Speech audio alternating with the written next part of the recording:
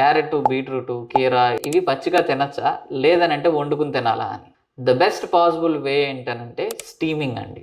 ఈ స్టీమింగ్ ప్రాసెస్లో ఏం జరుగుద్ది అనంటే ప్రతి కాయగూరకి కూడా ఫైటిక్ యాసిడ్ అనే కాంపోనెంట్ ఉంటుంది. ఈ ఫైటిక్ యాసిడ్ అనే కాంపోనెంట్ ఏం చేస్తుంది అనంటే ఆ కాయగూరలో ఉన్న న్యూట్రియంట్స్ మన బాడీకి అందనివ్వకుండా ఆపేస్తూ వస్తుంది. దీన్నే యాంటీ న్యూట్రియంట్ అని అంటాం. ఇలాంటి యాంటీ న్యూట్రియంట్ ఉండి ఆ కాయగూరను మనం ఎంత బలవంతంగా తీసుకుంటున్నా కూడా బాడీకి పూర్తిగా అందకపోవడం, ఎన్ని రోజులు మనం ఆహారం తిన్నా కూడా మనకు కావాల్సిన రిజల్ట్ రాకపోవడం జరుగుతూ ఉంటుంది. సో ఎప్పుడైతే ఈ స్టీమింగ్ ప్రాసెస్లోకి తీసుకెళ్ళామో ఆ కాయగూరలో ఉన్న ఫైటిక్ యాసిడ్ అనే కాంపోనెంట్ కొంతవరకు తగ్గుద్ది. ఎప్పుడైతే ఫైటిక్ యాసిడ్ తగ్గిందో ఆటోమేటికల్గా మన బాడీకి న్యూట్రియంట్స్ బెటర్గా అబ్జర్వ్ అవ్వడానికి ఛాన్సెస్ ఉంటాయి. పచ్చి కాయగూరలో న్యూట్రియంట్ వాల్యూస్ ఎలా ఉంటాయో స్టీమ్ చేసిన వెజిటబుల్స్లో కూడా అలానే ఉంటాయి.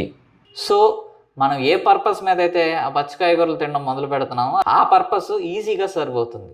సో నెక్స్ట్ టైం నుంచి మీలో ఎవరైనా సరే రా వెజిటబుల్స్ తినే అలవాటు ఉంటే కనుక స్టీమ్ చేసుకుని తినడానికి ట్రై చేయండి.